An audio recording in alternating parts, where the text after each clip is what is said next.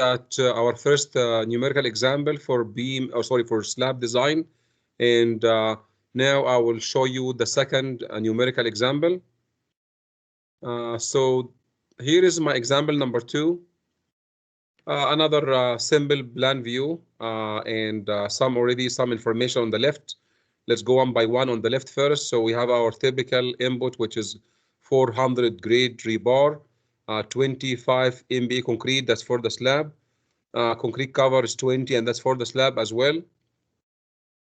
Superimposed load of 1.4 kVA, live load of 4.8. If you were to reinforce the slab, let's use 10M for reinforcement. And then finally, the slab is interior slab.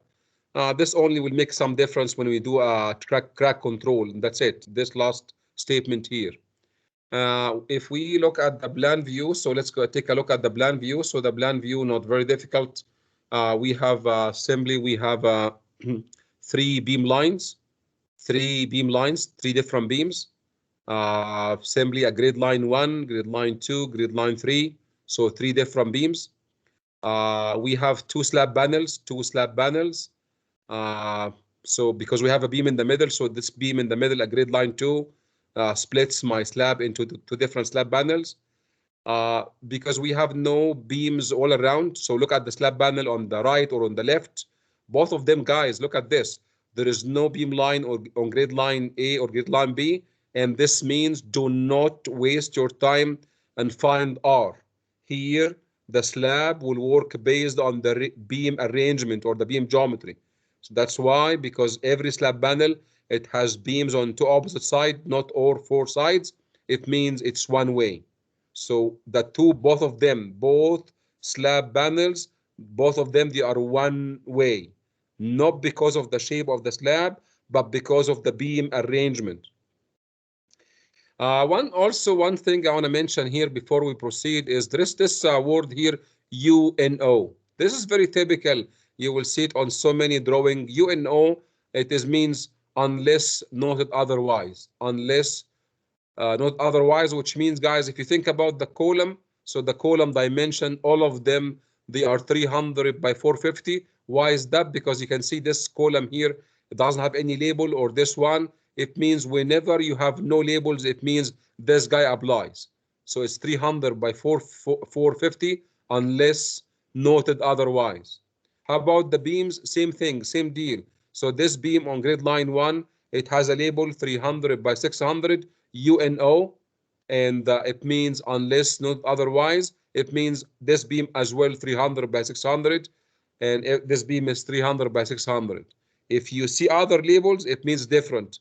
But if you don't see any other label, it means it will follow this UNO. Now, let's look at, we said just a minute ago, we said that both slab panels, so here is my first slab panel, that's number 1. And this one is slab panel number 2. And you can see both of them are one way according to the blue arrow. Now, how many design strips do I need? You can see it is only one design strip. Okay, and you can see the design strip covers the 100% of the load. So this design strip here, it covers this blue arrow, and it covers this one. Please don't tell me I need 5. Please don't tell me I need 5, because this is 5 meters, huh? So it'll tell me I need 5 of those. No, you need only 1. And if you design it, then you can apply the design on those 5 adjacent meters. Okay, so yeah, I need 1 design strip. Let's look at design strip. And as I said, what you need to do is just take a cross section.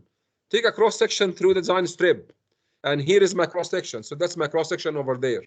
So I will take a cross section through my design strip. And what you will get is this, huh? You will get this shape. So we have 3 beams.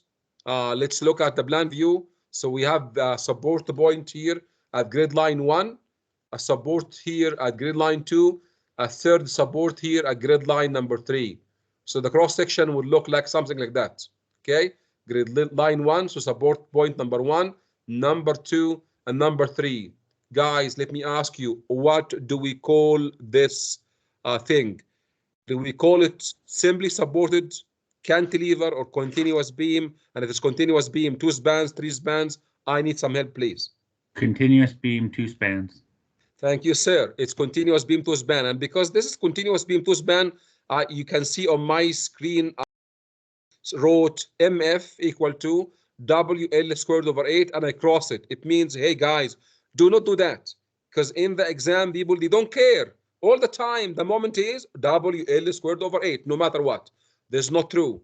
So what we have to do is, there's no super science here. I'm not going to spend more time on this one. Once we know the thickness of the slab, then we can simply find the dead load and live load, and we can go load combination and finally pick up the maximum, which is my W factor. Okay?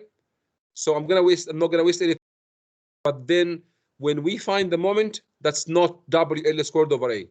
Something also I want to mention here, guys, which is the slab thickness is not given. The slab thickness was not given. So how can we find the slab thickness? Again, there is no super science. We have a table. If the slab thickness is not given, so we can use the table to find our minimum thickness of the slab, or of the beam or one-way slab. Here is the new board. Here is the new board. Now let me ask you. This here, Gord just said, my slab here is a continuous two spans. When I go to my table here, oh my God, look at this. So before we use simply supported, and before we also, I think, look at cantilever. Now there are two names of kind of vague. What do you mean by one end continuous, and what do you mean by two end continuous? Okay. So I'm going to show you the meaning of what does it mean one end and two ends. Please look at this. So guys, when you think about this panel here, is there any continuation of the slab to the right? I'm talking about this here, this span here. No, it ends there. So you can see it is continuous from one end, but the other end there is air here, so there is no continuation, which means it is one end continuous. How about this one? I'm asking the same question. This slab, same, huh? There is air here, there is air here, but it's continuous one end, and that's why it is so this slab here is a continuous one end, and which means we have to divide our clear span divided by 24. Now let's find clear span. Guys, I think somebody asked me yesterday, okay, I cannot find my clear span. Clear span will not be given to you. You will have to work it out from given dimensions, okay? So the given dimension between the grid lines, you can see them, 3600 and then 3100. This is center line to center line, while the clear span is from where the slab leaves the beam. So this point here to this point here when it finds another beam, and then one more time when it leaves the beam until it finds another support here. So those are called clear span. How do you find them? They will not be given to you. You will have to find dimensions. So very simple, not very difficult. You just have to find where is my beam thick width, and you can see 300. So if you put the 300 on this picture here, you will get clear span is 3300, another clear span 2800. Now I want to find the thickness. Which one you think I'm going to use? I have two spans, 2800 or 3300. What do you think? 33. Yeah, 33, because this will give you, because this, remember, this is the minimum. If I use the 2800, so I'm going to get thickness, it doesn't work for 3300. Because remember, that is the minimum. I'm going to show you here. That is the minimum thicknesses below which, okay? So what you get from this table is the minimum. So if you use the smaller dimensions, smaller clear span, for sure the 2800, the thickness over there doesn't work for 3300. So it looks like we have to use 3300, which is here. So 3300 divided by 24 from the table. You can look at the table. So the table is ln over 24, 137. You round up to the nearest 10 millimeter, supposed to be 140, but I used here 150. It means 6-inch slab, which means I can find the self weight, same as previous problem. Now, here is the difference. And did you guys see this somewhere else? Did you see this before in my class? Yes. Guys, please, you see this picture. It is a code design aid. It finds for you the moment and the shear force quickly without having to build a SAFI model for continuous beam. for continuous beam or continuous one-way design strip. Okay, so you can use it for beams or design or slabs. Okay, you can use it for both. Now, so as I said before, guys, this is kind of repeated discussion.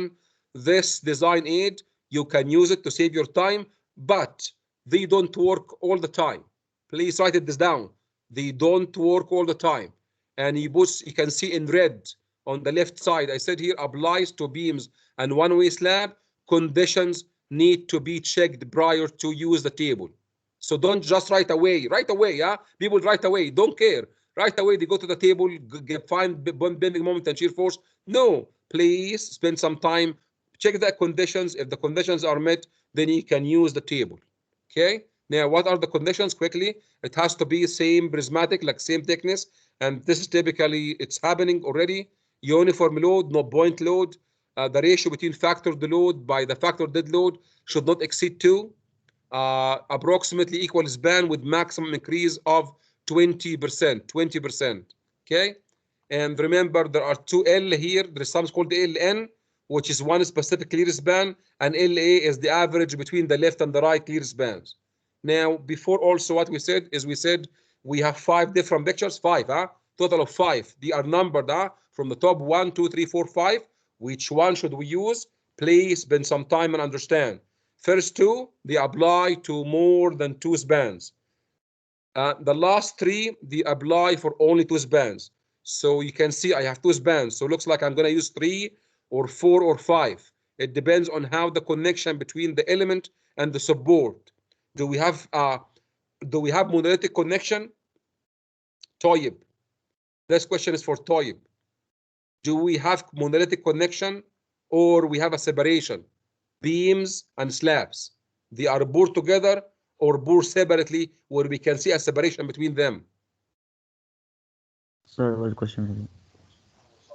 I'm asking you, among those 5 pictures, which one you think we're going to use to find the bending moment? Number 1, number 2, number 3, number 4, or number 5? And why? Number 4 or number 3? First of all, is it 2 spans or 3 spans? 2. 2, which means 3 or 4 or 5. Would you agree? Yeah.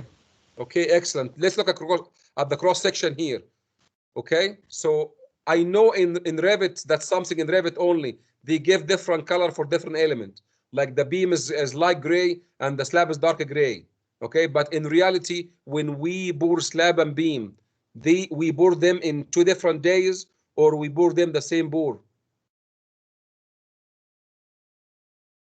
It may be a difficult question for you, but we bore them the same day together, the beams and the slab together. So with this, what do you think? Do we have a clear separation or it's monolithic?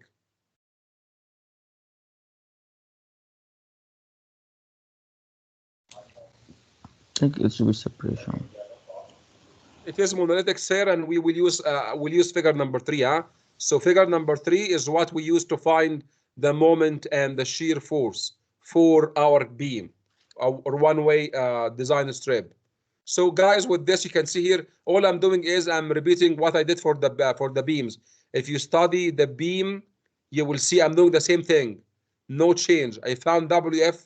I found my clear spans. I did the checking, so all the checks are happening. And probably I can look at the last one where there is I need to check whether I have a more than 20% increase. So my clear span is 3.3 meter and 2.8 meter. If you divide 3.3 divide 2.8, you get 1.18. It means that this span increased 18% from the shorter span, which means okay. Why? Because we can go all the way to 20%. 21%, it means no, you cannot use the table to find the bending moment. Now, what we have to do also, we have to find LA, which is average span. So we take 3.3 and we take 2.8 and get the average. So that's 3.25. So you can see, please watch this. So M1 is function of 3.3. M1 is function of 3.3. M4 is function of 3.3. M3 is function of 2.8. M5 is function of 2.8. The only one that's function of the average is the one of the in-between column, This M2, it is function of 3.05, which is average. You see here, huh? Look at this, please. So M2 over there, it is function of 305. Okay, now we're almost finishing there. So guys, let me ask you the same question again. Now, how many moments do you see? How many moments? 5. It's 5. And I know if you study already the beam class, the beam design class, I know some of you will say, how many sections do I need to design? You only have to design one section. You went ahead in my slides, but in general, the answer should be yes. We have 5 bending moment, and we will simply have to design 5 sections as we did with the beam. Okay, I guess that's the kind of a straightforward answer. Huh? We have 5 bending moment, and because we have 5 different bending moment, we need to design 5 different sections. But I'll share with you something that in my slide here, and I wrote it why. What I did is I simply did not design the 5 section. I will share with you why. Guys, slabs are lightly reinforced. You can go ahead and design the 5, but remember, for every section, you have to make sure that you're providing more than the minimum reinforcement. Yes or no? In any of those designed from M1 through M5, do I have to check? Do I have to check that I am meeting the minimum requirement of the code by AS minimum? Yes or no? Looks like yes. Yes. So looks see what I'm gonna do right now is I'm gonna do something very interesting. Very interesting. I'm going to find what is my AS minimum and see this AS minimum how much should provide in terms of bending moment. So I'm gonna work my way backwards. I'm going to find, okay, for this slab, what should be my minimum area of steel? And then once I know that this is my minimum area of steel, then I'm going to go ahead and find, okay, if I put my minimum area of steel, what is the beam capacity or the slab capacity? Okay. And then finally, I'm going to decide which one of those moments will take the minimum and which one will have to be designed. Please watch me. Please watch me. So you can see here, there's no super science. The code says your area of steel minimum is 2 per thousand of the area gross, which means 2 per thousand times 1,000 times 150. So it needs 300.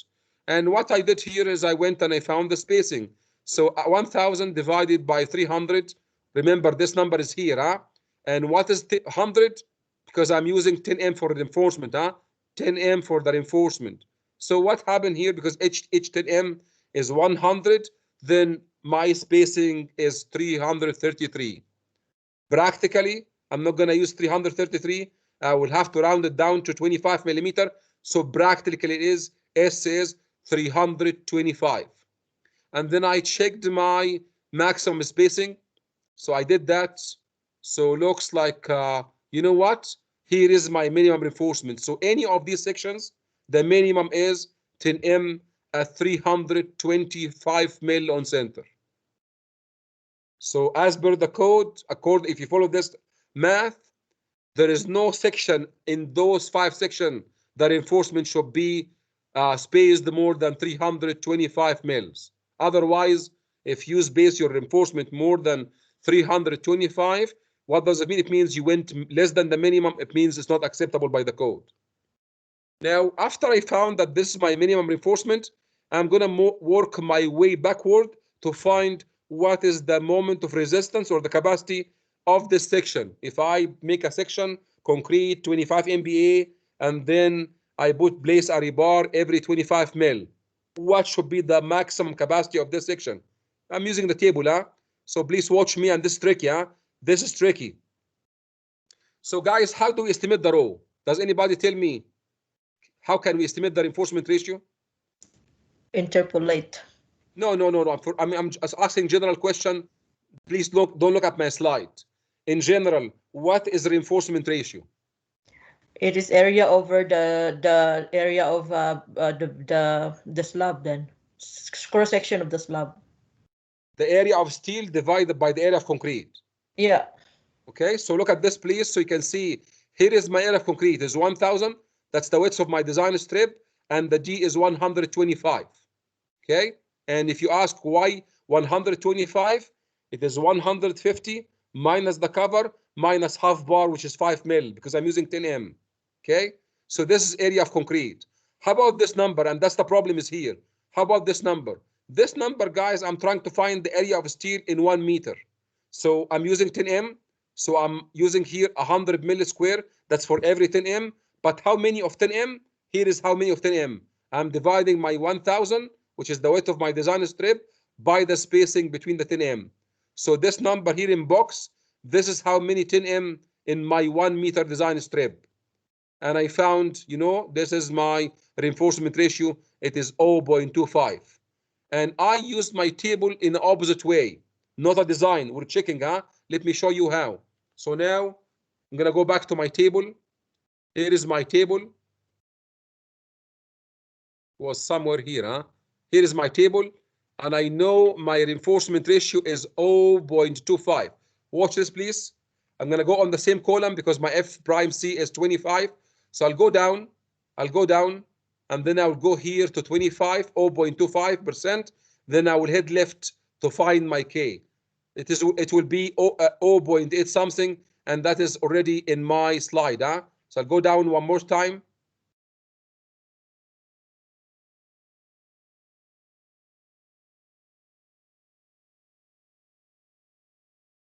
You can see here is my K. Where I got this number?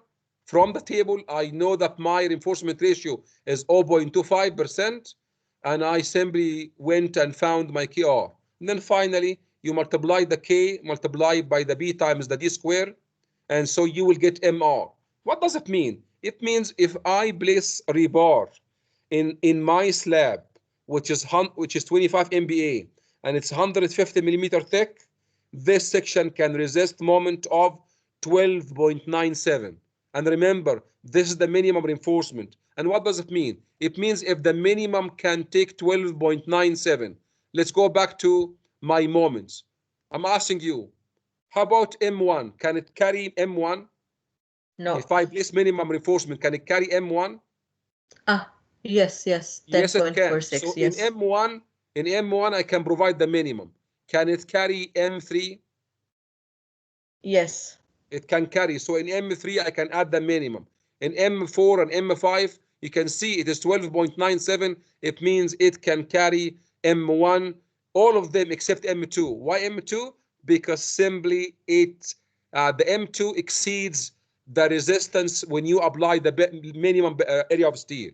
Okay?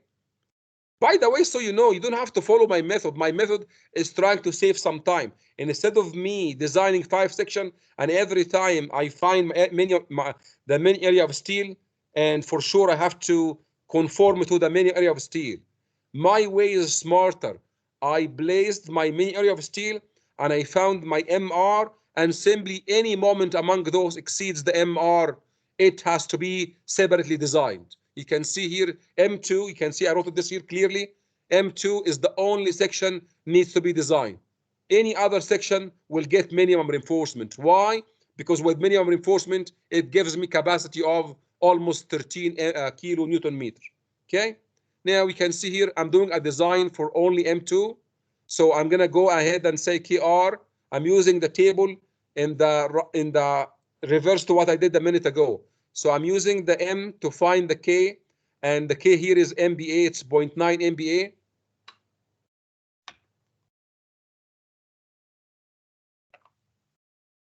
Okay, and then after you find the K, you go to the table on a column with the FC dash, you will find the reinforcement ratio. You multiply reinforcement ratio times 1000, that's the width, times the D, it's 125. I get 330, that's the area of steel. And then after I get area of steel, I need to simply find my spacing, which is 303. So I round it down to 25 millimeters, so 300, which means this section will get 10M at 300 on center. Everything else will get 10M at 325 millimeter on center. And again, I'm not gonna spend any time on crack control because this is exactly copy and paste of what I've done before. Let's go to the reinforcement. Okay, same thing here. You can see there are lots of line work and lots of dimension line. And please just try to focus.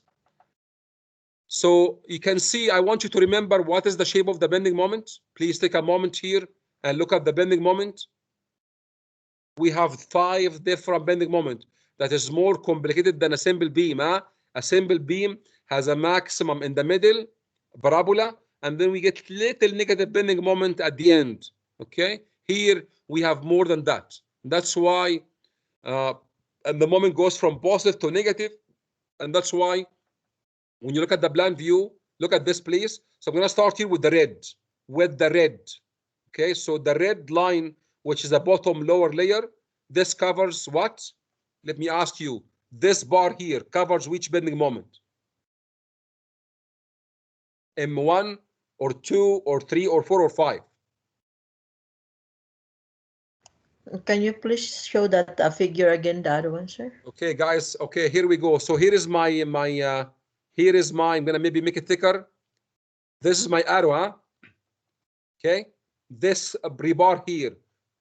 Okay, does it cover M1 or M2 or 3 or 4 or 5? M1. M1. M1, you can see why M1, because it's positive, it's between the beams, so yes, it covers M1. And I'm gonna look at M3, which rebar covers M3. I'm gonna go down here, I'm gonna show you guys. This rebar here covers M3, okay?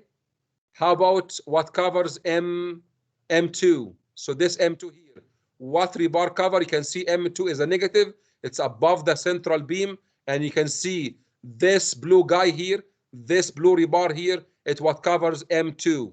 And then for sure at the very end, like toy question, we get some connection to our beam at the very end. So we get very little bending moment where the slab connects at the very end, where you get those blue bars. Guys, what you see here, 1, 2, 3 blue, and 1, 2, total 5. Those cover the main direction or the principal direction moment.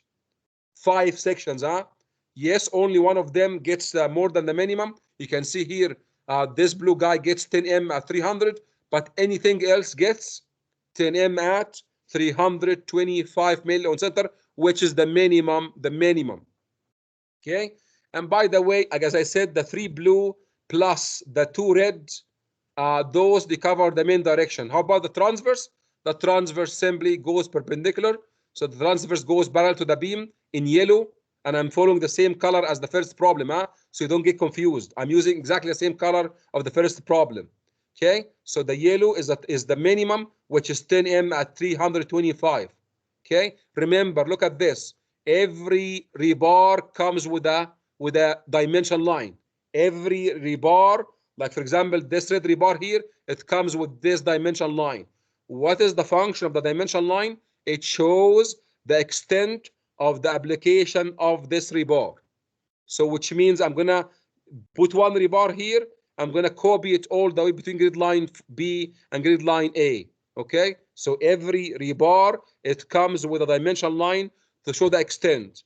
At the intersection between the rebar and the dimension line, we always add our label, the call for those rebar, 10M at 325 millimeter in center. And then finally, because in order to remove confusion, I need to tell exactly this layer is top upper or top like that.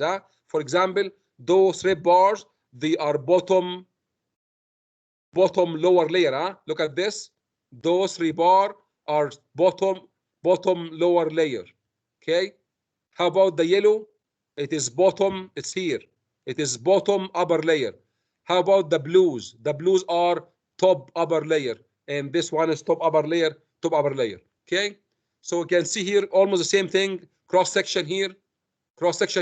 I can probably show you some colors. Let's do that for the last time.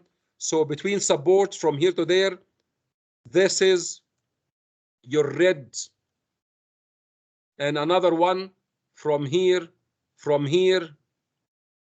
to there. Okay, that's red. So this covers the positive and positive bending moment. And then in blue, so we have here blue. So this one here is the negative bending moment here. Okay, and this one, let's color it with blue. And let's give it larger thickness. So that's negative bending moment. And also we get a little bit of bending moment here at the very end. Okay, that's why we need some rebar here, and it has to be blue. And then one more here on this side here for M4 and M5. And so this one is blue. Okay, guys, where is the yellow? Here is the yellow. So those ones are the yellow. Huh? I will draw a circle. So this one here is the yellow, and this one here has to be yellow, and the fill is yellow as well. Okay. Of course, not one bar. There's so many because those are like this one here, another copy and paste. I can move it here. All those bars perpendicular to my cross section, all of them, they are yellow. Those are the transverse, huh? And you can see they are bottom upper layer, huh? Bottom upper layer, the yellow, bottom upper layer. The red are bottom lower layer. I'm not sure, guys. I know it's kind of not easy, but I did my best. I tried to make sections and blend views, and then finally here we have a cross section. I'm sorry, 3D. So that's a 3D model built using Revit. If you're patient, I can show you my Revit model if you wish.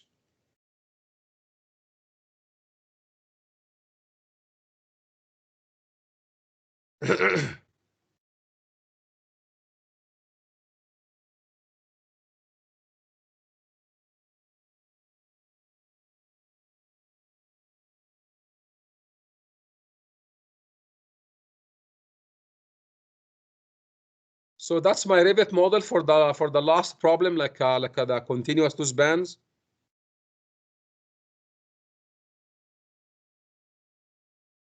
And I'm gonna probably like rotate a little bit in 3D. You guys can see.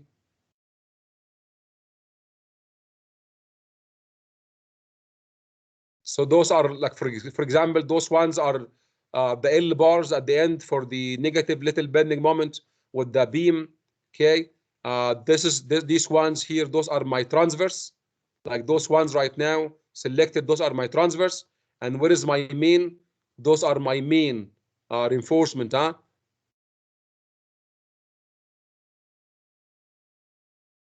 Okay, guys. Any questions so far? No, We have I don't have Domenico. questions. Domenico. Can you go back to page 38 of the slide? That was the one-way slab example. Sure. 38. Yeah.